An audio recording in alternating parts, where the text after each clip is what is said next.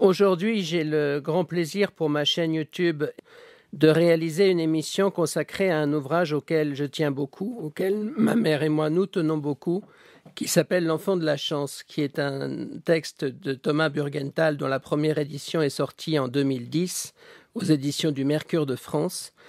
Et nous avons publié aux éditions Larousse une édition pour les collégiens dans la collection Les Contemporains classiques de demain. Aujourd'hui, j'ai le grand plaisir de réaliser une émission, moi-même, avec de larges extraits du texte de Thomas Burgenthal qui seront lus par Jean-Christophe Lebert, un brillant comédien qui a lu des textes de mon père, dans l'hommage à mon père que j'ai réalisé début 2013, qui se trouve également sur ma chaîne YouTube, et qui a, dans les années 80, magnifiquement interprété le rôle d'Harold aux côtés de Denise Gray dans Harold et Maude, un spectacle auquel j'ai également consacré une émission, qui se trouve également sur ma chaîne YouTube. Et je vais donc aussi faire une interview de ma mère à propos de ce texte. Ma mère est l'éditrice originale de la première édition du livre en 2010 et la traductrice du texte. Alors je vais lire quelques mots pour commencer. Né en 1934 de parents juifs allemands et polonais, Thomas n'a pas encore 5 ans quand il connaît successivement ghetto et camp de travail en Slovaquie où il vivait avec sa famille, puis en Pologne. Ensuite, ce sera Auschwitz où il va être séparé de sa mère, puis de son père. Alors pourquoi se dit-il enfant de la chance? D'abord parce qu'il avait eu 5 ans pour apprendre à survivre dans des conditions inhumaines. Ensuite parce qu'il a échappé à la terrible sélection, à Birkenau où aucun enfant n'était épargné. Il a traversé l'enfer tous les jours, tout le temps, jusqu'à 11 ans, mais le récit qu'il en fait aujourd'hui est stupéfiant. Il ne juge pas, ne commente pas, il raconte. Il a su redevenir le petit garçon qui voulait vivre un jour, une heure de plus, pour qui un morceau de pain, une cuillerée de soupe, un peu de paille dans ses chaussures devenait une question de vie ou de mort. Il a gardé la voix d'un enfant dont le courage, la résilience sont exceptionnels, bouleversants. Déporté à l'âge de 10 ans dans le camp d'extermination d'Auschwitz-Birkenau, Thomas Burgenthal en est un des plus jeunes survivants, peut-être même le plus jeune. C'est pour avoir miraculeusement survécu à cet enfer qu'il se qualifie lui-même d'enfant de la chance. De la chance, il lui en fallut en effet pour supporter et déjouer la barbarie nazie. Après la guerre, Thomas Burgenthal est devenu un des spécialistes les plus réputés mondialement en matière de droit international et de droits de l'homme. Alors, maman Marie-Pierre Bay, je voudrais te demander quelle est l'importance pour toi de l'édition dans une collection destinée aux collégiens de larges extraits de ce texte. Parce que c'est l'histoire contemporaine et il faut que cet aspect-là de l'histoire contemporaine, nos adolescents le connaissent. Les années passent et on aurait peut-être tendance à oublier. Et puis il y a de moins en moins de survivants. Par la force des choses, c'est la marche du temps. Mais il faut que les enfants le sachent. Alors comme la plupart des livres de survivants, il y en a Dieu merci beaucoup, mais ils sont presque tous écrits, bien entendu, par des adultes, mais pour des adultes. Il n'y en a pas beaucoup, il y en a, mais pas beaucoup, qui ont été écrits pour le public adolescent. Et Thomas Burgenthal, qui a écrit son livre quand il avait 70 ans, a su retrouver, et c'est assez miraculeux, la voix de l'enfant qu'il était à 10 ans, quand il est arrivé à Auschwitz.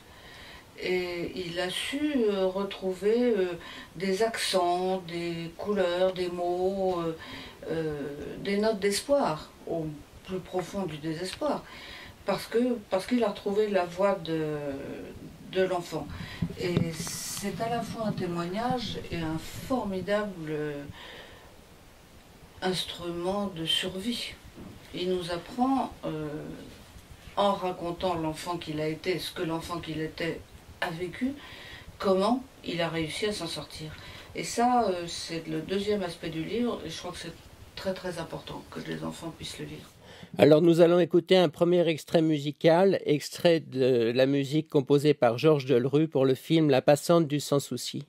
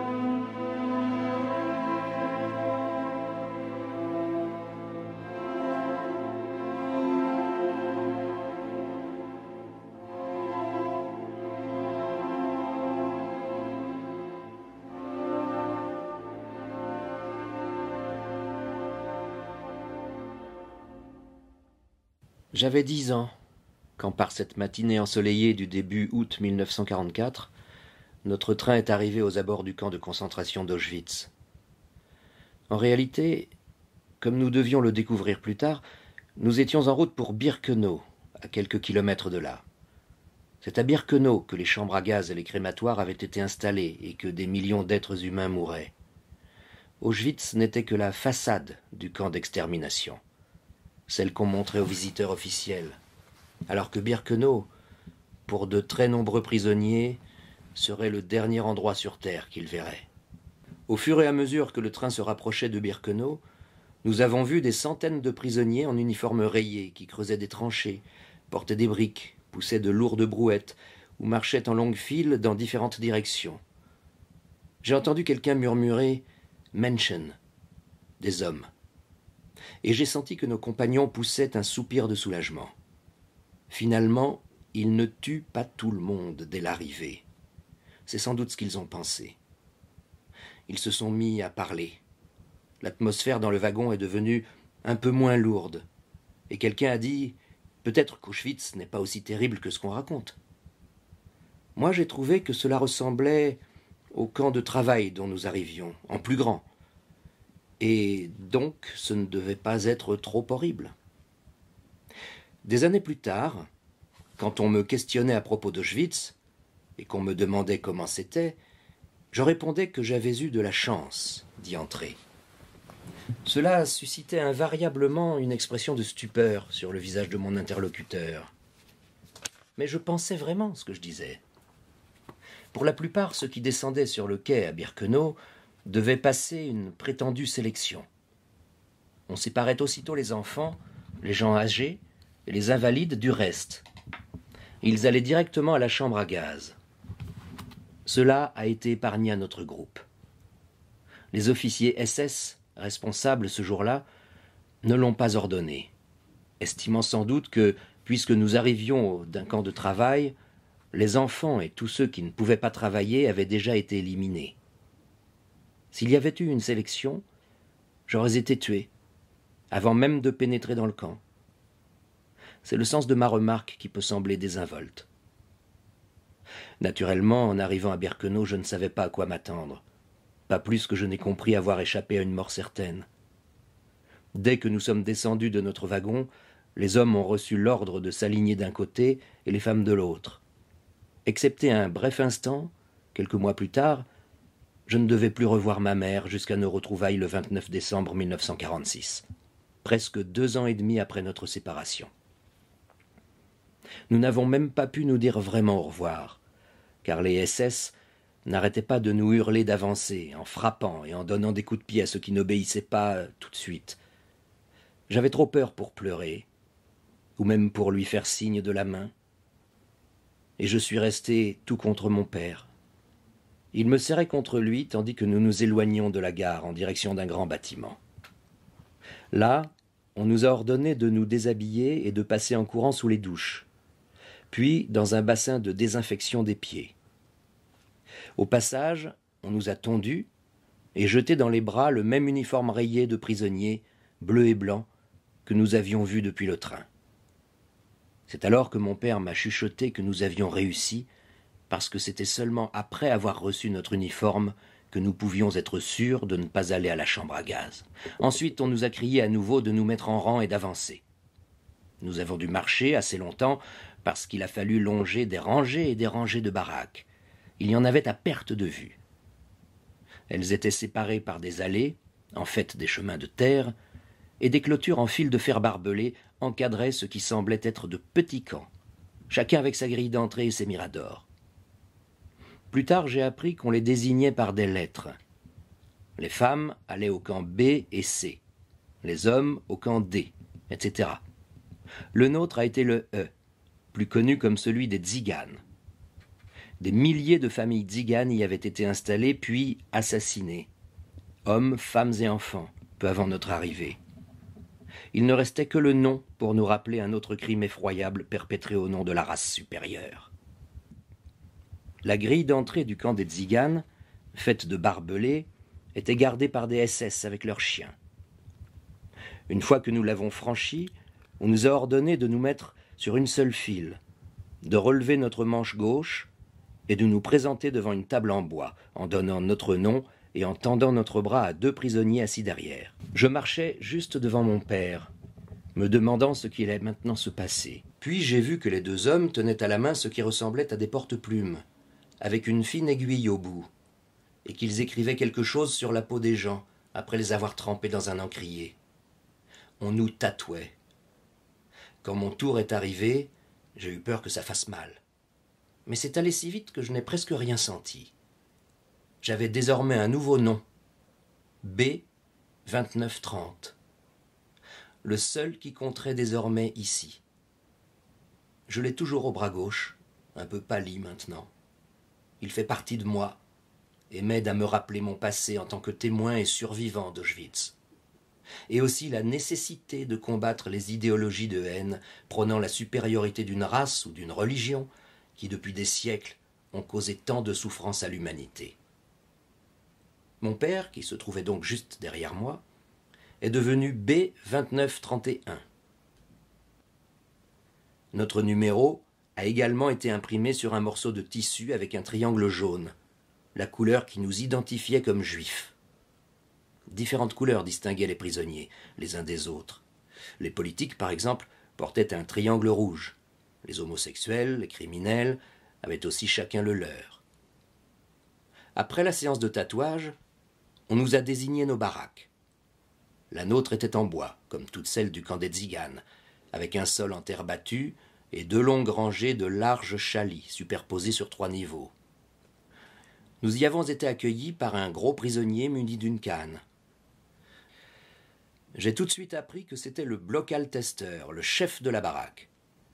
Il nous a indiqué où nous devions nous installer en hurlant en polonais et en yiddish « 10 hommes à chaque étage ». Si on n'avançait pas assez vite à son goût, on avait droit à des coups. Mon père et moi avons trouvé de la place au 2e niveau, bientôt rejoints par 8 autres prisonniers. Puis, on nous a ordonné de nous mettre à plat ventre, la tête tournée vers le milieu de la pièce. Je ne sais plus si on nous a fourni des couvertures, mais ce dont je suis sûr, c'est que nous n'avions pas de matelas. On ne nous a rien donné à manger ce soir-là, et je ne me souviens pratiquement pas de ce que j'ai fait pendant les journées qui ont suivi. Bien sûr, je pensais beaucoup à ma mère. Elle me manquait énormément. Je me demandais ce qu'elle faisait, si on lui avait rasé la tête comme nous, s'il avait assez à manger, et si elle était logée dans une baraque comme la nôtre. Dès le début, j'ai appris à connaître la façon dont on nous nourrissait. On nous réveillait tôt le matin, et nous devions défiler devant une grande marmite, dans laquelle un prisonnier servait à chacun avec une louche un liquide qui ressemblait à du café noir. À côté de lui, le chef de la baraque coupait des tranches assez minces d'un pain noir, souvent moisi. J'ai vite remarqué que tout le monde n'avait pas droit à la même quantité. Il en donnait moins, ou pas du tout, à ceux qu'il n'aimait pas, tandis que lui et ses amis se gardaient des miches entières. Si on se plaignait, on était battu. Le soir, on nous servait le seul repas de la journée, qui consistait généralement en une soupe de navets très claire. Comme nous n'avions pas droit à du pain à ce moment-là, j'essayais de me garder un petit morceau de celui du matin pour l'après-midi, que je cachais soigneusement pour qu'on ne me le vole pas. Je ne me rappelle pas combien de temps nous sommes restés, mon père et moi, dans cette première baraque. Puis, un responsable de celle où on entreposait les vêtements pris aux nouveaux arrivants s'est arrangé pour que mon père et moi viennent le rejoindre. Nous allions pouvoir travailler et dormir sur place. D'une certaine façon, cela nous a momentanément sauvés. Nous n'étions plus soumis au mauvais traitement du début. Il y avait un peu plus à manger et nous avions des couvertures et une paillasse. Très important aussi, nous nous protégions du froid avec des vêtements empilés là. Toutes les 2 ou 3 semaines, les SS pénétraient dans le camp des Tziganes et se livraient à ce qu'ils appelaient une sélection. En général sous la direction d'1 ou 2 médecins SS, et très souvent supervisés par l'infâme docteur Mengele. On le surnommait l'ange de la mort, et le seul énoncé de son nom me faisait trembler de peur. Cela avait lieu tôt le matin. une fois que tous les prisonniers étaient alignés devant la baraque pour être comptés. Même s'il n'y avait pas de sélection, l'appel de nos noms tous les jours était une épreuve pouvant durer des heures, surtout s'il semblait que quelqu'un manquait. En général, il s'agissait d'un prisonnier mort pendant la nuit. L'appel s'assortissait souvent de coups et quelquefois de pendaisons. Peu après notre arrivée à Auschwitz, mon père, voyant comment les sélections se passaient et à quel point le risque était plus grand pour les enfants, a élaboré une stratégie pour déjouer le système. Chaque matin, quand il fallait se mettre en rang pour l'appel, j'essayais de me placer le plus en arrière possible et le plus près de la porte de la baraque. Dès que c'était fini, et s'il semblait qu'une sélection allait avoir lieu, j'essayais de glisser me cacher à l'intérieur. Cette manœuvre m'a sauvé à de nombreuses reprises. Ce n'était pas toujours facile parce que je ne devais jamais être vu par les gardes, mais je ne me suis jamais fait prendre. Les sélections étaient parfois menées au hasard. Mengele arrivait avec quelques assistants et il désignait n'importe quel enfant, malade ou vieillard, dans la baraque ou au dehors, qu'on emmenait aussitôt. Mon père a discuté de ce problème avec un capot qui a suggéré que, si j'avais un vrai travail, cela me protégerait un peu. Quelques jours après, j'ai été engagé comme garçon de course du capot au sauna, ainsi qu'on appelait les douches du camp. C'est là que les nouveaux arrivants, venus d'autres sous-camps, devaient être lavés et leurs vêtements désinfectés. Mon travail, inventé, je crois, par ce capot, parce que mon père était son ami, consistait surtout à porter des messages pour lui. Si un garde SS m'arrêtait, ce qui pouvait arriver, je disais que j'étais le coursier du sauna et il me laissait repartir. J'ai éprouvé, grâce à cela, un sentiment de sécurité comme je n'en ressentais pas auparavant, même si cela restait difficile de ne pas trembler quand on m'appelait. Parfois, je devais porter un pli ou un paquet à quelqu'un dans un autre camp. Je ne parviens pas à me rappeler comment je pouvais sortir d'une autre et y rentrer. Mais je sais qu'une fois, on m'a envoyé avec quelqu'un à un des crématoires. Nous utilisions ce terme pour désigner à la fois la chambre à gaz et le crématoire. Chercher le gaz dont mon chef de baraque avait besoin pour désinfecter les vêtements. Naturellement, j'avais terriblement peur d'aller là-bas, mais je devais obéir. Nous avons été accueillis par des prisonniers chargés de récupérer les corps pour les brûler ensuite. Ils étaient tous jeunes, et ils ont plaisanté avec nous, sans doute parce qu'ils sentaient à quel point nous étions terrorisés. Nous leur avons expliqué ce que nous voulions, et ils nous ont donné des bonbonnes de gaz à rapporter au sauna. Mon compagnon m'a dit que ce devait être du Zyklon B, qui servait à tuer les gens dans les chambres à gaz. Je ne sais pas si c'était vrai, mais c'est possible, étant donné l'endroit où on nous l'avait fourni. L'air à Auschwitz avait toujours une odeur épouvantable, à cause de la fumée des crématoires, plus épaisse chaque fois qu'un nouveau convoi arrivait. S'il fonctionnait la nuit, le ciel prenait une teinte rouge-brun. Un été, plusieurs dizaines d'années après, je suis revenu là-bas et j'ai vu des fleurs et entendu des oiseaux dans ce qui avait été Birkenau. Cela m'a alors frappé. Il n'y avait pas un seul oiseau dans le camp autrefois. La fumée devait les éloigner. Je ne me rappelle pas non plus avoir jamais vu de l'herbe ou des arbres. Quand il pleuvait, le sol devenait boueux des jours durant, sauf en hiver, où il était recouvert d'une couche de glace et de neige sale. Un jour, peut-être à la fin d'octobre, nous avons été réveillés par ce qui semblait devoir être une sélection, mais d'un genre différent de celle que je connaissais. Au lieu qu'on nous compte, comme d'habitude, on nous a alignés dehors pour nous conduire dans une autre baraque à une extrémité du camp. Là-bas, nous avons dû défiler un par un devant plusieurs médecins. Je crois que Mengele était là, mais je n'en suis pas sûr, parce que je n'osais jamais le regarder. Des SS s'étaient postés tous les quelques mètres. Mon père avançait le premier, je le suivais, cherchant s'il y avait une issue possible, mais je n'en voyais aucune. Quand nous sommes arrivés, presque à la hauteur des médecins, l'un d'eux a fait signe à mon père d'aller à gauche, et moi à droite. Mon père a essayé de me garder avec lui, mais un SS m'a attrapé, tandis qu'un autre le faisait sortir à coups de pied.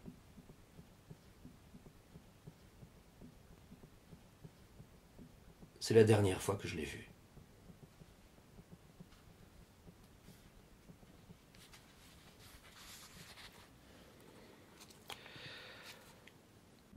J'aimerais à présent que nous fassions une seconde pause musicale avec un intermède intitulé Auschwitz-Birkenau, extrait de la musique du film Schindler's List, composé par John Williams, interprété par le Boston Symphony Orchestra avec Itzhak Perlman au violon.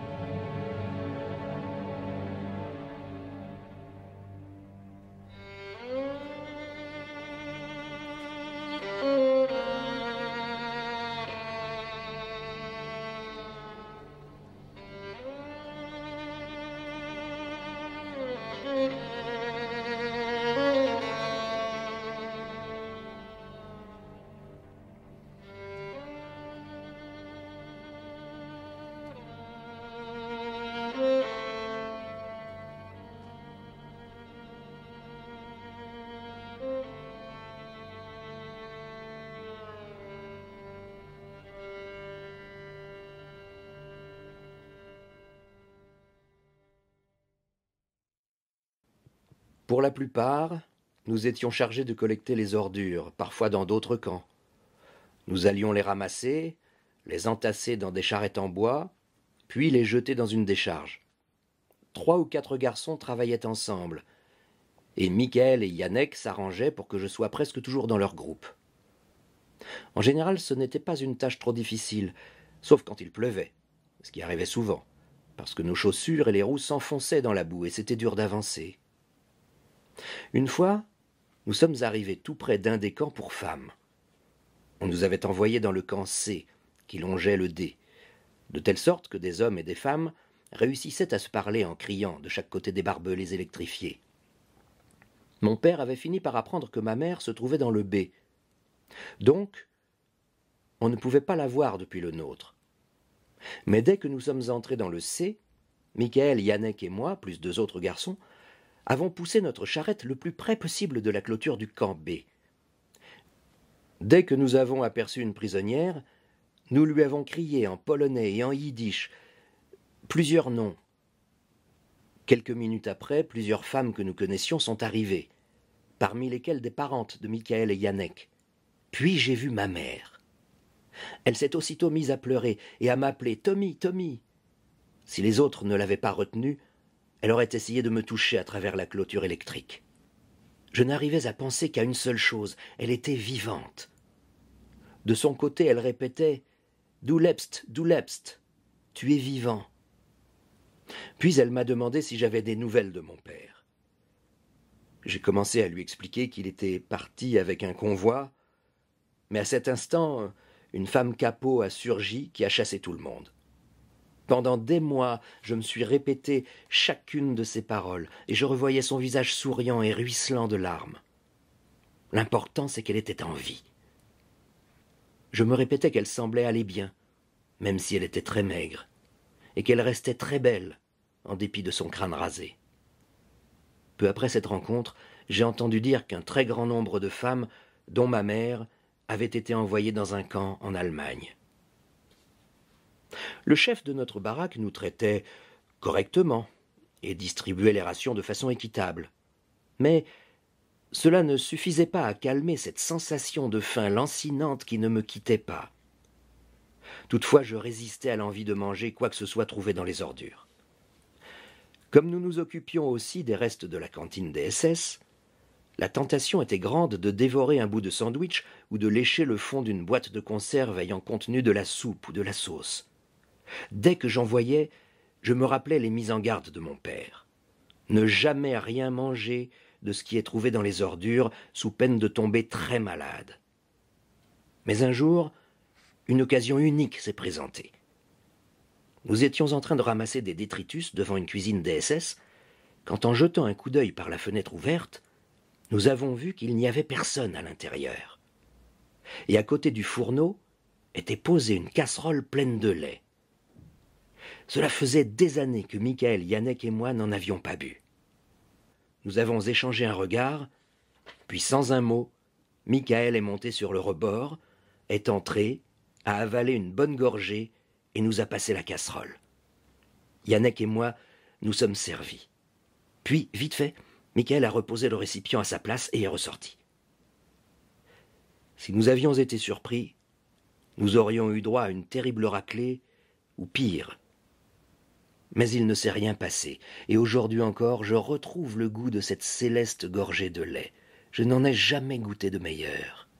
Des années plus tard, quand il fallait persuader mes enfants qu'ils devaient finir leur tasse, je me rappelais ce jour-là, à la fenêtre de la cuisine des SS. Et j'étais reconnaissant qu'ils n'aient pas besoin de risquer leur vie pour un peu de lait. En même temps, j'essayais de ne pas me mettre en colère s'ils n'appréciaient pas le fait d'en avoir toujours en abondance. Mais comment auraient-ils pu comprendre ? Pour beaucoup de survivants des camps, la nourriture allait prendre un aspect presque mystique. Bien que je ne sois pas religieux, je considère que jeter du pain, même rassis, est un péché. Et je ferai des kilomètres pour le donner aux oiseaux, ou alors je laisserai ma femme le jeter à ma place. Peu après avoir revu ma mère, j'ai entendu certains des garçons plus âgés de notre baraque dire d'une voix de conspirateur qu'il semblait que les Allemands étaient en train de perdre la guerre et que les Russes approchaient. Je ne savais pas trop quoi croire, ni même ce que cela signifiait. L'idée que nous pourrions bientôt être libérés ne m'a pas vraiment traversé l'esprit.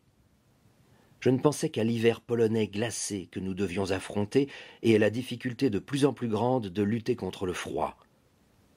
On devait être à la fin de décembre 1944 ou au début de janvier 1945. Le sol était gelé. La boue ne représentait plus un problème, mais à cause du verglas, Nous avions du mal à ne pas glisser en poussant nos charrettes d'ordures, gelées elles aussi, et difficiles à soulever. Nous nous consolions en disant qu'au moins elles n'empestaient plus. Puis, un matin, nous avons été réveillés par des appels répétés en allemand sur ce ton brutal auquel je ne parvenais pas à m'habituer. « Das Lager wird gerammt » Le camp va être évacué. On nous a ordonné de nous aligner devant notre baraque avec nos maigres possessions. J'avais en tout et pour tout une mince couverture, une cuillère et une gamelle en métal, qui me servaient à la fois de tasse et d'assiette à soupe, et que j'attachais en permanence avec un bout de ficelle à la corde faisant office de ceinture. Après quoi, nous nous sommes mis en marche et avons franchi le porche d'entrée de Birkenau. La route était déjà encombrée de milliers de prisonniers avançant par rang de 8 ou 10. « Les enfants à l'avant de la colonne !» a-t-il été ordonné. C'est donc notre baraque qui avancerait en premier. La colonne était si longue qu'il nous a fallu du temps pour arriver en tête. Il faisait glacial et un vent violent transperçait nos vêtements. On nous a fait attendre avant de nous jeter à chacun un morceau de pain noir. Puis quelqu'un a aboyé « En avant !» La marche de la mort d'Auschwitz venait de commencer. Alors là, je me tourne vers Marie-Pierre Bay et je voudrais te demander qu'est-ce que c'est exactement que cette marche de la mort à la sortie d'Auschwitz. Les marches de la mort, il y en a eu plusieurs. On est donc en janvier 1945, c'est-à-dire 5 mois avant la fin de la guerre, et c'est un des hivers les plus froids que la Pologne ait connu depuis très longtemps. Et les Allemands jettent sur des routes à pied des milliers de prisonniers décharnés, affamés, malades, en très mauvais état, pour les transférer ailleurs. Parce qu'on sait que l'armée russe avance et approche. Elle ne sera pas là tout de suite, mais elle approche. Alors le sens de ces marches de la mort, de ces départs de prisonniers d'un camp vers d'autres, ça n'a aucun sens. Aucune explication. Qu'est-ce que les Allemands voulaient que beaucoup de gens meurent en route? Oui, c'est arrivé, mais c'est pas suffisant. Cacher ce qui s'était passé à Auschwitz, ça n'a aucun sens. Auschwitz était immense et était toujours là. Donc c'est une des pires horreurs, une des pires folies de la guerre que ces marches, donc encore une fois il y en a eu plusieurs à partir de plusieurs camps, et là de Pologne, Auschwitz est donc en Pologne, on fait partir ces prisonniers vers l'Allemagne. Ils partent à pied vers l'Allemagne. Voilà. C'est ça la marche de la mort. Alors elle va durer plusieurs jours dans des conditions effroyables. Tommy Burgenthal a donc 10 ans et demi. Il est affamé, terrorisé, à peine vêtu.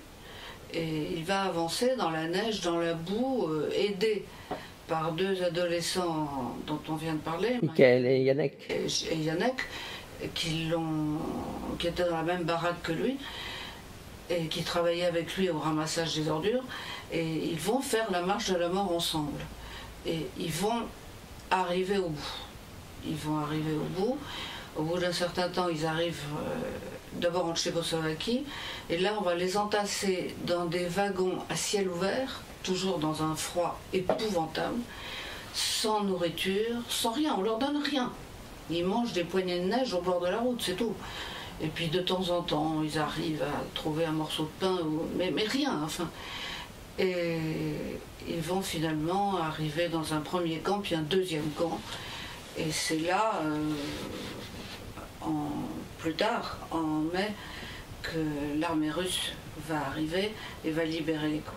Tu nous raconteras la libération et la partie qui se passe dans l'armée polonaise du récit de Thomas Burgenthal, mais je vais demander à notre ami Jean-Christophe Lebert de lire quelques extraits, les extraits que tu as sélectionnés, maman, du chapitre La marche de la mort. Oui, tout à fait. Je n'avais pas la moindre idée de ce qui nous attendait, qui s'est avéré pire encore que tout ce que j'aurais pu imaginer. Les routes étaient couvertes de neige et de verglas. On était en janvier, après tout, en plein hiver polonais. Quand le soleil a commencé à décliner, il a fait de plus en plus froid. Les arbres sur les bas-côtés nous protégeaient un peu du vent glacial qui soufflait fort à travers nos minces vêtements. Je portais les bottes de ma mère qu'elle m'avait données avant notre arrivée à Auschwitz. Comme mes chaussettes m'avaient été enlevées, j'entortillais des bouts de chiffon autour de mes pieds pour les protéger un peu. Michael, Yannick et moi sommes restés serrés les uns contre les autres afin de nous réchauffer. Nous commencions à être très fatigués. Quand nous avons réalisé que les enfants qui marchaient les premiers avaient plus de difficultés à avancer que ceux venant derrière sur de la neige déjà piétinée. À la fin de l'après-midi, ayant de plus en plus de mal à suivre, nous avons décidé de nous laisser dépasser par presque toute la colonne. Après quoi, nous l'avons remontée à petite foulée. Comme cette manœuvre fonctionnait bien, nous l'avons répétée à plusieurs reprises. Évidemment, nous étions pas mal bousculés par les marcheurs, mais le prix à payer n'était pas exagéré, étant donné que nous avions ainsi des instants de répit. À la nuit, les SS nous ont fait arrêter, nous autorisant à dormir sur la route ou dans les fossés d'irrigation qui la longeaient. À ce moment-là, certains prisonniers étaient déjà morts. Ceux qui ne pouvaient plus avancer ni se relever, ou qui s'effondraient brusquement, recevaient une balle dans la tête. Puis les SS repoussaient leur corps d'un coup de pied. Au cours des 2 jours qui allaient suivre, beaucoup sont morts ainsi. Au bout d'un moment, je ne sursautais même plus en entendant les coups de feu. Comme j'étais de plus en plus fatigué et que le froid devenait de plus en plus douloureux à supporter, je me suis demandé si ce ne serait pas plus simple de me coucher par terre et d'attendre qu'ils me tuent. C'était tentant. Cela irait vite. Après, je serais libéré. Mais presque aussitôt, j'ai repoussé cette idée. Si j'abandonne, ils auront gagné, ai-je murmuré tout bas. Rester vivant devenait un jeu auquel je jouais contre Hitler, les SS et la machine à tuer des nazis. Au bout de 3 jours de marche, nous sommes arrivés à Gleiwitz, une ville située à environ 70 km de Birkenau. Mes souvenirs sont assez flous. J'ai du mal à savoir quel jour précis tel événement s'est produit. Par exemple, je suis incapable de dire avec certitude si c'est à la fin du 1er ou du 2e jour que les SS ont décidé que les enfants ralentissaient la marche. Ils ont ordonné à tous ceux de ma baraque de se regrouper sur le bas-côté pour qu'on les emmène se reposer dans un couvent. À cet instant-là, Michael, Yannick et moi n'étions pas avec eux. Nous remontions la colonne après nous être laissés dépasser pour souffler un peu. Malgré les ordres, nous avons décidé de rester là, assez loin en arrière. Quelques prisonniers ont essayé de nous pousser en avant, mais nous avons résisté. Se reposer dans un couvent. C'était trop beau pour être vrai. Plus tard, on m'a dit que tous les enfants avaient été tués. Je suppose que c'est vrai, car je n'en ai jamais revu aucun. Le lendemain matin, après une nuit de plus dehors, j'ai constaté qu'à nouveau des prisonniers étaient morts et que d'autres étaient trop faibles pour continuer. Ce qui s'est passé ensuite est devenu une sorte de routine. Les SS abattaient ceux qui ne repartaient pas et ordonnaient aux prisonniers les plus proches de jeter les corps dans le fossé. De plus en plus, je me suis efforcé de ne pas enregistrer consciemment ces scènes, ni rien de ce qui se passait autour de moi. J'étais comme en transe, dans mon combat pour marcher, marcher encore, et rester en vie. Dès que nous ouvrions les yeux, Michael, Yannick et moi, nous nous encouragions mutuellement à sautiller sur place et frictionner nos membres engourdis. J'ai dit à Yannick que je croyais ne plus sentir mes orteils. Il m'a dit de les faire bouger. J'ai essayé, mais sans beaucoup de succès. Le froid devenait intolérable. Nous avions mangé le peu de pain qui nous restait et léché quelques poignées de neige. Voilà ce qui composait notre petit déjeuner. Oh, j'aurais donné n'importe quoi pour quelques cuillerées de l'horrible soupe de navets d'Auschwitz. Le 3e jour, nous sommes arrivés à Gliwice, un centre industriel de Silésie, dans ce qui ressemblait à un camp de travail abandonné. J'ai aussitôt rêvé de baraques chauffées, de lits avec des couvertures et de repas chauds. Mais cela n'a pas duré longtemps. On nous a obligés à nous aligner au bord d'un ancien terrain de sport. Un groupe d'officiers SS a pris position au milieu, et des soldats lourdement armés se sont postés tout autour avec leurs chiens. Il ne nous a pas fallu longtemps pour comprendre qu'il allait y avoir une nouvelle sélection. Ceux qui réussiraient à traverser cet espace en courant vivraient. Les autres seraient éliminés. J'arrivais à peine à marcher. Michael et Yannick ne valaient guère mieux. Nous étions épuisés, affamés, transis, mais nous voulions vivre, et nous n'allions pas abandonner maintenant, après tout ce que nous avions déjà supporté. Nous avons vu des prisonniers essayer de courir, mais plusieurs s'effondraient tout de suite, et d'autres s'asseoir pour ne pas se relever. Alors, des gardes venaient s'emparer de ces malheureux et les entraînaient sur le côté. Quand notre tour est arrivé, nous nous sommes pris par la main et nous avons foncé. Pas vite, bien sûr. Sales, les vêtements déchirés, nous devions ressembler à des épouvantails. Nous avons entendu les officiers SS se tordre de rire en nous regardant passer. Ces voix haïssables nous ont en fait donné la force que nous n'avions pas quelques minutes plus tôt. Et nous avons réussi. Nous sommes restés à Gliwice plusieurs jours, ce qui nous a permis de nous reposer un peu et de reprendre quelques forces. Si la nourriture n'y était pas meilleure qu'à Auschwitz, au moins on nous donnait de la soupe et les portions de pain semblaient un peu plus grandes. Mais quand j'ai commencé à croire que nous allions réellement nous installer là, on nous a ordonné de repartir et de nous diriger vers la gare la plus proche, où des wagons ouverts à tous les vents nous attendaient. Des wagons servant à transporter du charbon ou du sable. On nous y a entassés en si grand nombre que nous pouvions à peine bouger. Nous étions tellement serrés contre des adultes, Michael, Yannick et moi, que nous avions du mal à respirer. En surplomb, à l'extrémité de notre wagon, un SS lourdement armé s'est installé dans une sorte de cabine. Comme il n'y avait pas de toit, il pouvait voir tout ce qui se passait et prévenir la moindre tentative d'évasion. Je crois me souvenir que, avant le départ, on nous a donné à chacun un morceau de pain et une boîte de conserve censée contenir de la viande. Mais je n'ai pas pu le vérifier, car nous n'avions rien pour l'ouvrir, pas même un couteau ou une pierre. Nous étions tellement nombreux que, malgré le froid et le vent de ce mois de janvier, nous avons été réchauffés par tous les corps pressés contre nous. Mais au bout d'un jour ou deux, pour éviter d'être littéralement écrasés, nous avons décidé de tenter de nous déplacer jusque dans un coin. Autour de nous, des prisonniers mouraient. Et quand quelqu'un a demandé à notre garde ce qu'il fallait faire des corps, il a répondu « Jetez-les par-dessus bord ». Ce qui s'est produit de plus en plus souvent au fur et à mesure que le voyage se prolongeait. Et on a bientôt pu circuler sans trop de difficultés d'un bout du wagon à l'autre. Le vent et le froid ne faisaient qu'augmenter, et nous les ressentions plus cruellement, étant donné que nous étions de moins en moins nombreux à tenter de nous tenir chauds les uns les autres. Nous avions fini notre pain depuis longtemps. Il ne nous restait que de la neige à manger. Nous avons essayé de prétendre que c'était de la crème glacée, mais je doute que nous nous soyons souvenus de son goût. Les nuits ont été épouvantables. La faim et le froid nous faisaient souffrir non seulement physiquement, mais aussi mentalement. Certains ont commencé à avoir des hallucinations.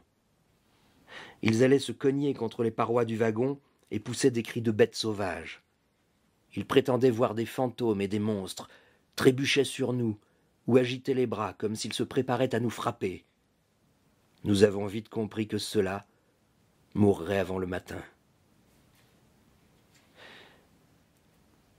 Et j'étais en train de me dire que je ne survivrais pas plus qu'encore 1 ou 2 jours pour finalement être moi aussi jeté par-dessus bord, quand un miracle s'est produit. Le train roulait maintenant lentement en Tchécoslovaquie, avec de fréquents arrêts. Et nous avons commencé à voir apparaître des hommes, des femmes et des enfants sur les ponts enjambant la voie. Ils nous saluaient de la main, nous criait quelque chose. Et c'est alors que des pains ont commencé à pleuvoir sur nous.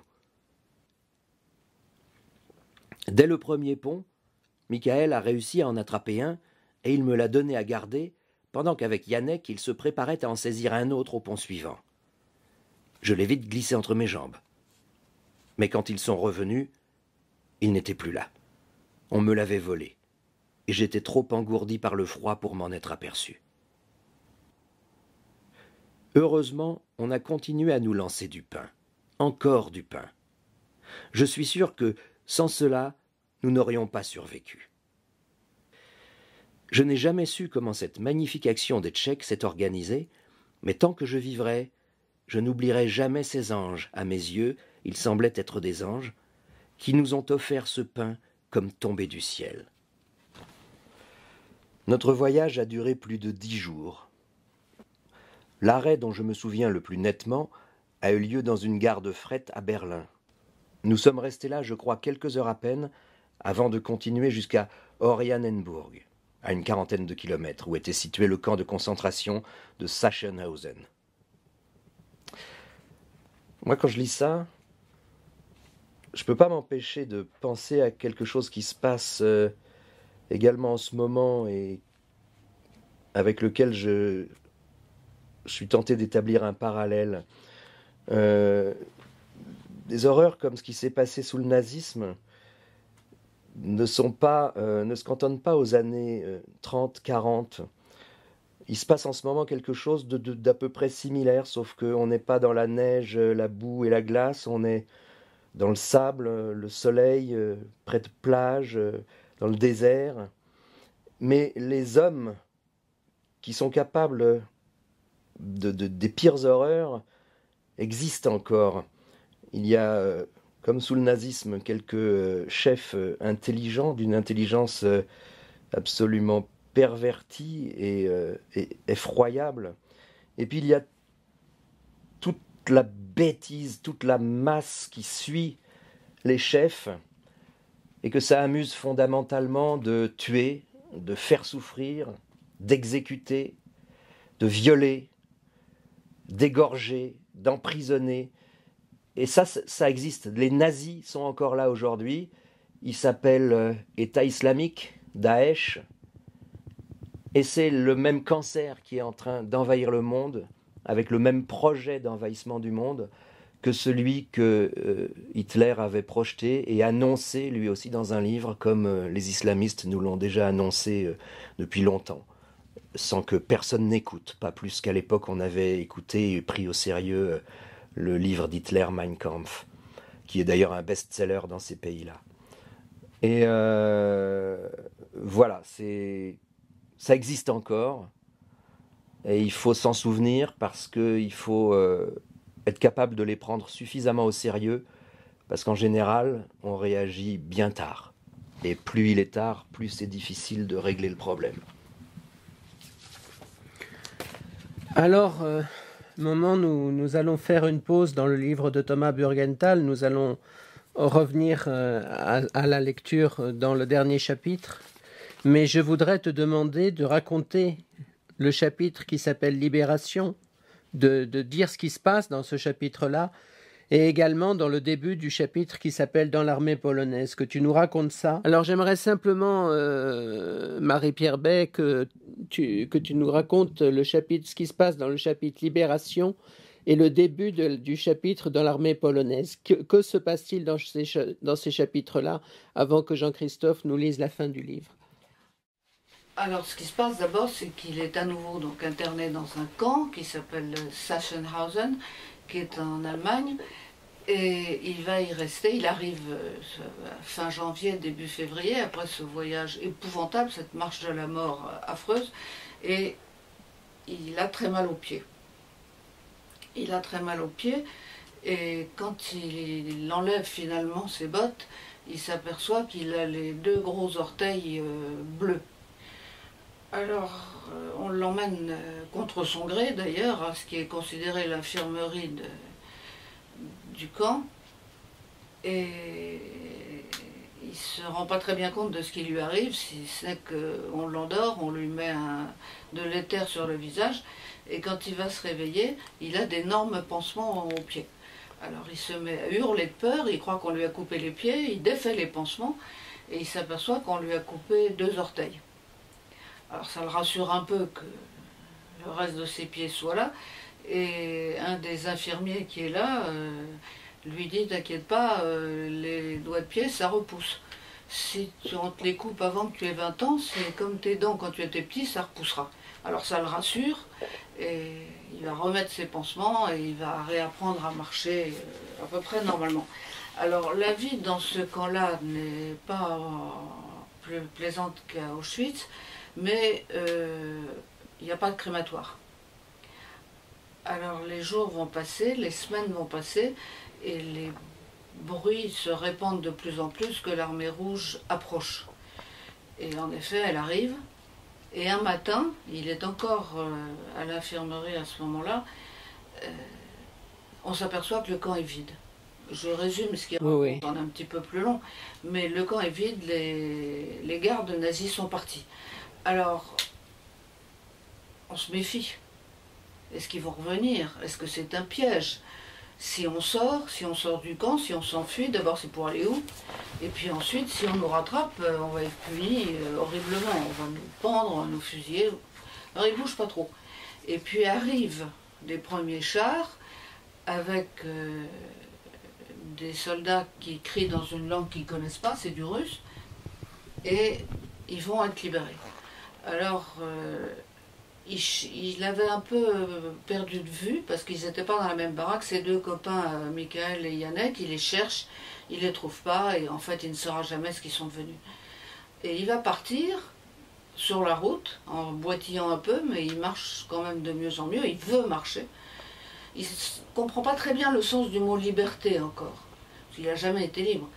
Et il part en compagnie d'un jeune Polonais qui était... Marek, qui était dans l'infirmerie avec lui.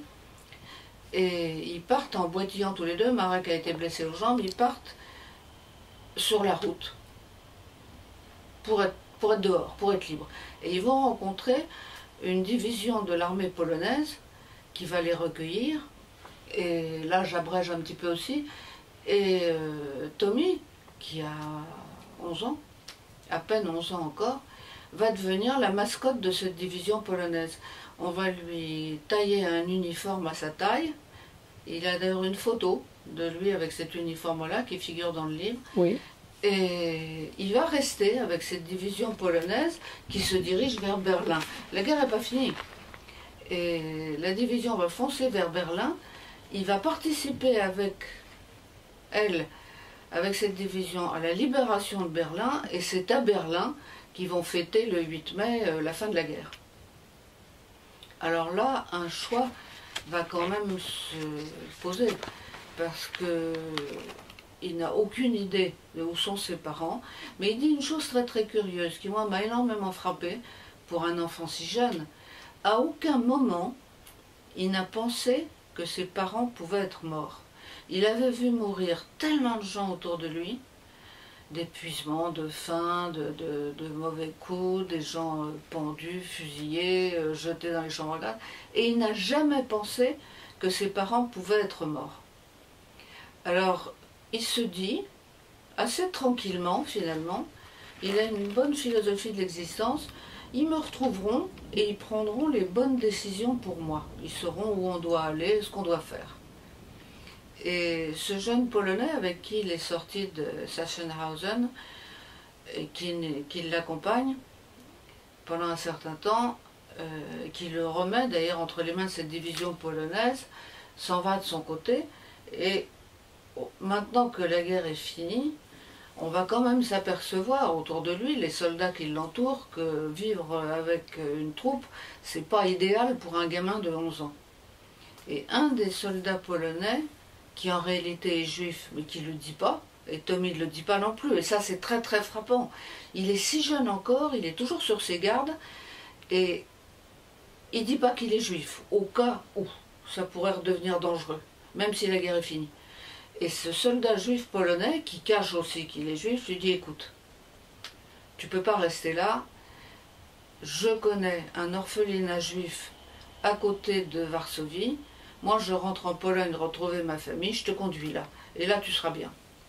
Et c'est ce qui s'est passé. Il est allé dans un orphelinat pour des enfants perdus comme lui, à quelques kilomètres de Varsovie, à Otwock. Et moi, ça m'a beaucoup frappé ce nom de Otwock, parce que ça revient très souvent dans les nouvelles ou dans les romans de Bachelet Singer que j'ai traduits. C'était un lieu de vacances pour les riches habitants de Varsovie. C'était dans les collines, dans les forêts, c'était un lieu où on respirait bien, où on passait des étés agréables. Alors là, il y a un orphelinat dans lequel on va l'accueillir, on va le nourrir, on va le soigner, on va lui rendre un peu sa vie de petit garçon. Et c'est là qu'il va rencontrer quelqu'un d'absolument formidable qui s'appelle Odd Nansen. Non, Odd Nansen, c'était dans le camp de Sachsenhausen qu'il l'a rencontré. Non, mais ça, c'est une histoire qui est très belle. Tu en parles, donc j'ouvre une parenthèse, mais on ne pouvait pas tout raconter dans cette émission.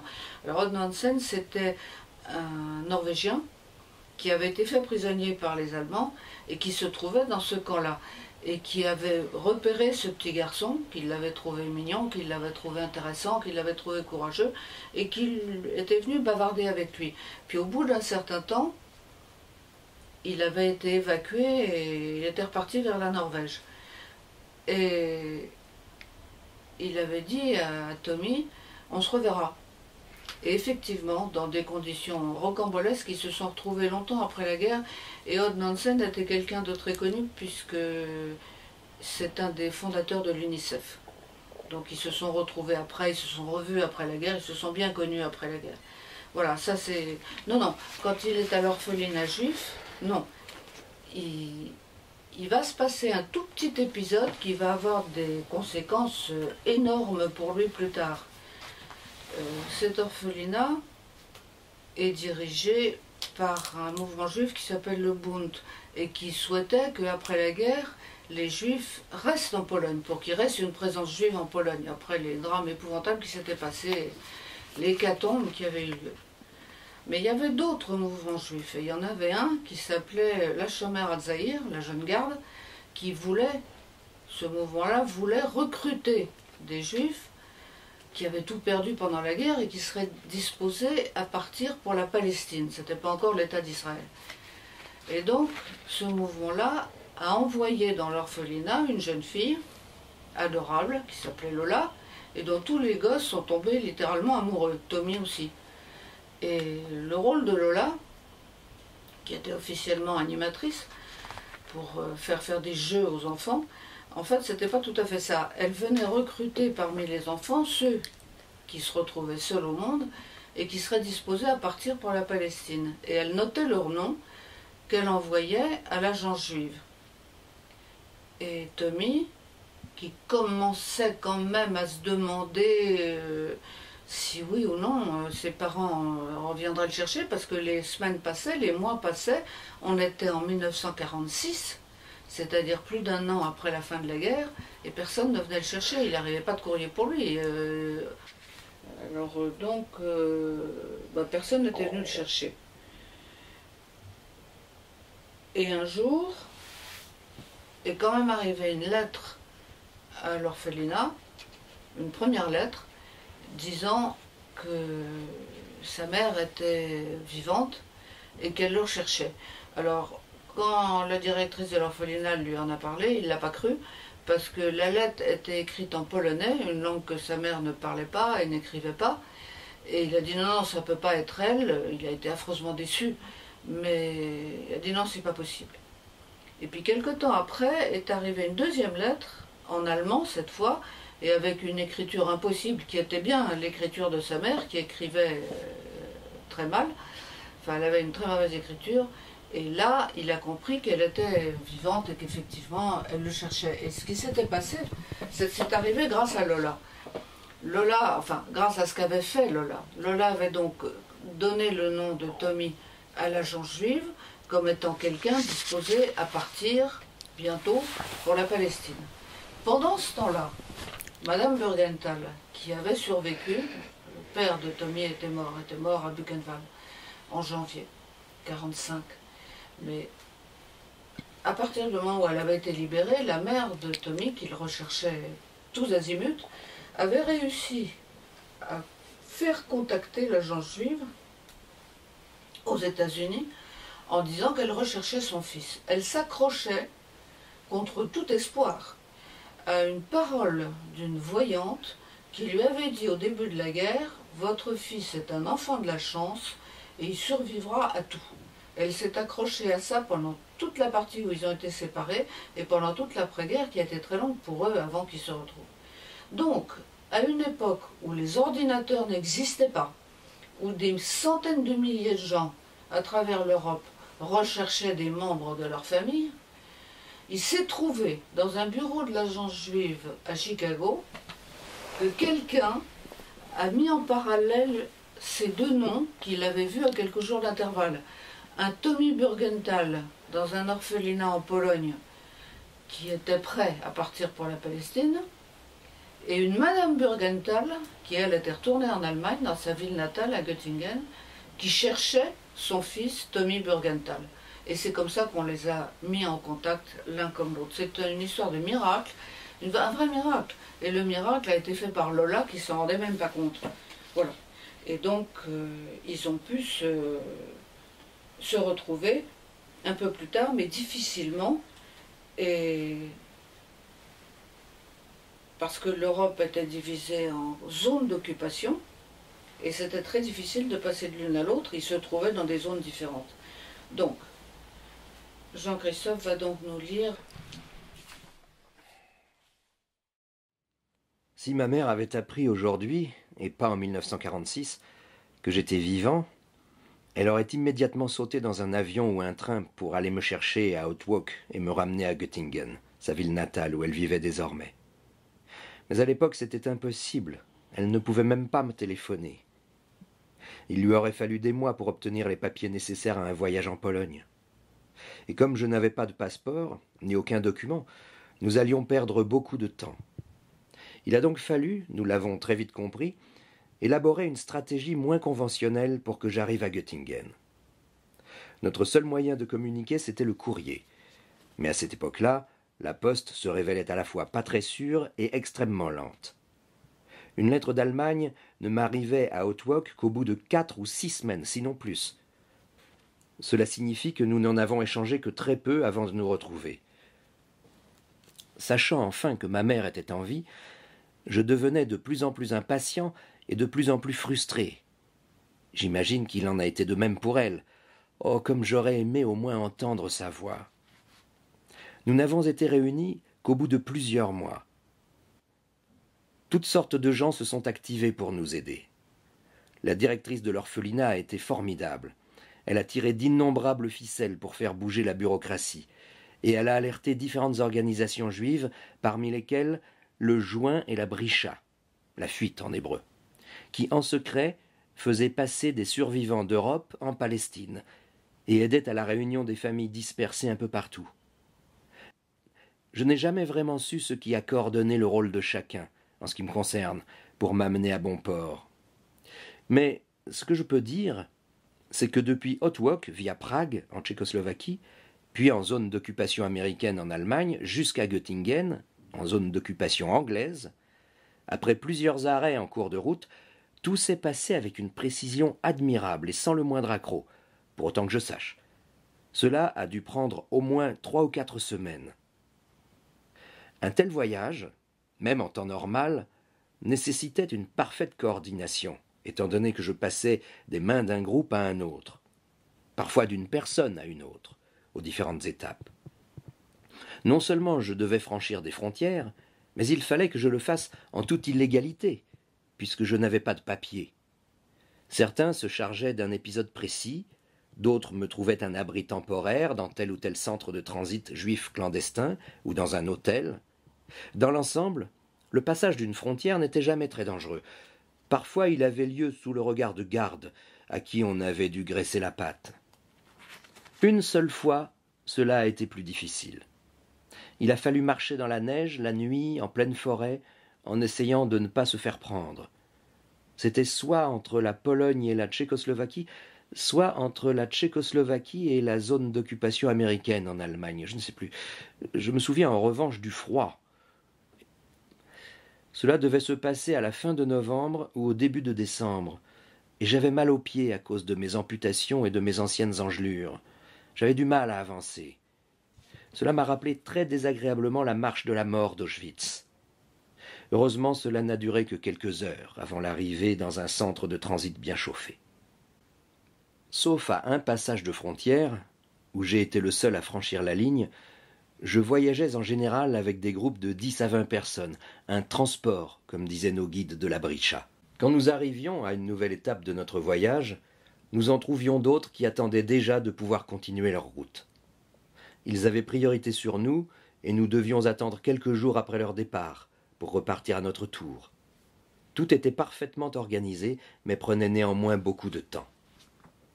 Après avoir quitté Prague, j'ai franchi la frontière tchèque avec un nouveau groupe et pénétré en zone américaine, en Bavière, près de la ville de Hof, où j'étais attendu dans un autre centre de transit.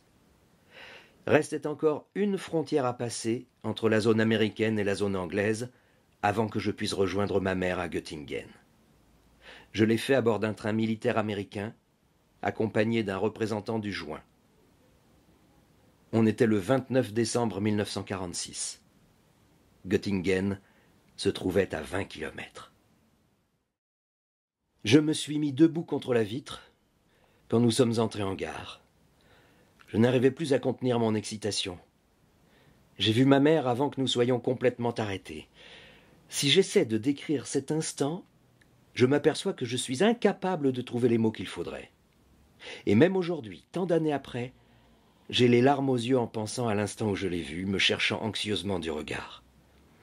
J'ai sauté sur le quai et couru vers elle. Nous sommes tombés dans les bras l'un de l'autre et nous n'avons plus bougé, nous serrant très fort longtemps après que le train fut reparti. Nous tentions en quelques minutes d'exprimer tout ce qui nous était arrivé depuis notre séparation à Auschwitz. « Und Papa » ai-je finalement demandé. Elle n'a pas répondu tout de suite, mais a secoué plusieurs fois la tête, tandis que des larmes coulaient sur ses joues. J'ai alors compris que mon père n'avait pas survécu à cette guerre, qui était enfin terminée pour ma mère et pour moi. Merci infiniment, Jean-Christophe. Un moment, je voudrais simplement que tu nous dises qu'est devenu par la suite Thomas Burgenthal, parce que Monsieur Burgenthal, c'est pas n'importe qui, c'est un très grand monsieur, et ce qu'il est devenu par la suite, c'est tout à fait admirable. Alors d'abord, ce qui est admirable, c'est ce que sa mère a fait avec lui. Parce que quand il est arrivé à Göttingen, qui était en Allemagne, elle était retournée comme un animal blessé vers sa ville natale, où elle n'avait plus rien. Elle avait su que son mari était mort, ses parents avaient été déportés, étaient morts aussi, et elle est revenue chez elle. Et chez elle, c'était quand même un pays qui avait fait ce qu'il avait fait. Mais elle est restée là, et Tommy savait à peine lire et écrire, il n'était jamais allé à l'école, il avait 12 ans, il ne savait rien. Alors elle lui a fait donner pendant 1 an des cours particuliers par un vieux professeur allemand à la retraite qui était un enseignant de génie.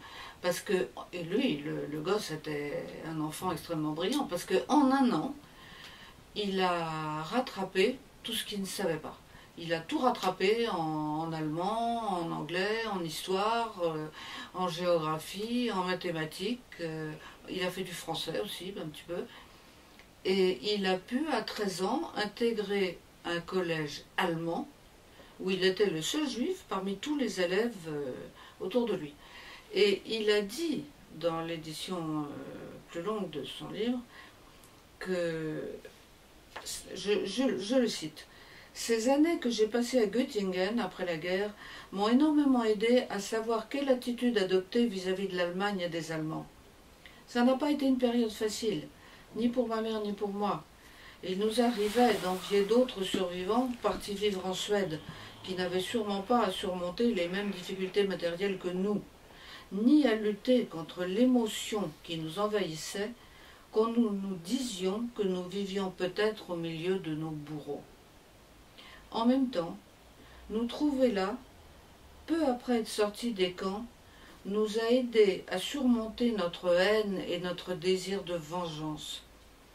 Je ne crois pas que nous aurions pu demeurer sains d'esprit si nous étions restés consumés par la colère. Ça, c'est absolument admirable. Ouais. Parce que il se retrouve en Allemagne, il se retrouve au milieu de l'ennemi. Et grâce à sa mère, grâce à son intelligence à lui, il va apprendre à vivre sans être rongé par la rage et par le besoin de vengeance. Et puis, quand il termine son cursus scolaire, en étant en 1951, il sait qu'un des frères de sa mère, qui était parti aux États-Unis avant la guerre, a envie de le connaître et de le recevoir. Alors il va partir, avec à ce moment-là encore l'idée de bientôt émigrer en Palestine, qui est devenu à ce moment-là, qui est déjà devenu l'État d'Israël. Et il n'est pas trop inquiet de laisser sa mère en Allemagne parce qu'elle s'est remariée. Et elle est en bonne main, ça va. Donc il va aux États-Unis et là il va reprendre des études universitaires cette fois, des études de droit. Et là encore il va être tellement brillant qu'il va rester. Il va rester aux États-Unis, il deviendra américain. Aujourd'hui il a un passeport américain. Et il va devenir un des plus grands spécialistes au monde en ce qui concerne les droits de l'homme. Il est juge. Il a été juge à la Cour internationale de La Haye, le juge américain. Et aujourd'hui, il est rentré aux États-Unis et il donne des cours à l'université de Washington, toujours sur le sujet des droits de l'homme. Voilà. Et il a dit à plusieurs reprises, et il a écrit, que les expériences qu'il avait vécues dans son enfance l'ont certainement aidé, mieux que d'autres, à comprendre ce que c'était que les atteintes aux droits de l'homme, puisqu'après tout, il l'avait vécu lui-même. Alors son livre a été traduit dans le monde entier. Dans 15 langues. Ah oui, au moins plus que ça maintenant, près de 20 langues maintenant. Alors il est souvent question d'une adaptation au cinéma, il n'y tient pas trop, mais il est lu dans les écoles, étudié dans les écoles, il va très souvent parler dans des écoles. Et il a eu une belle carrière, c'est un grand personnage. Moi, ce que j'ai envie de dire un peu en conclusion, c'est que finalement, quand on pense au ton qu'il emploie pour écrire ce livre, c'est pas donné à tout le monde d'écrire, arrivé à l'âge adulte, un texte comme si c'était un enfant qui l'écrivait. Et le fait de savoir prendre le ton de l'enfant prouve peut-être la grandeur de l'homme. C'est un peu ça mon idée que j'ai par rapport à ça. Et bon, bien sûr, j'ai été très très ému de rencontrer Monsieur Burgenthal en 2010, et en réécoutant les interviews qu'il a fait sur RCJ, j'ai retrouvé toute cette sagesse qui finalement est peut-être celle de l'homme qui a su, à travers les pires atrocités, garder en tout état de cause, et quoi qu'il en soit, une âme d'enfant, une grandeur d'enfant. Et c'est peut-être ça que je retiens de son livre personnellement. Eh bien écoutez, merci infiniment à vous deux, merci beaucoup. J'aimerais, pour terminer cet enregistrement sur une note d'espoir, que nous puissions écouter un thème composé par Eli Botbol et interprété par le célèbre groupe Les Shevatim, que Ennio Morricone a utilisé dans un film intitulé Jonah che visse nella balena, qui raconte également l'histoire d'un enfant juif pendant la Shoah. Mais là, j'ai choisi une autre version de cette musique, interprétée par le High School Music Band. Et surtout, je vous en prie, lisez, faites lire à vos enfants L'enfant de la chance de Thomas Burgenthal. C'est le seul et unique message que je puisse avoir pour vous quitter. Et vraiment, ce livre est magnifique.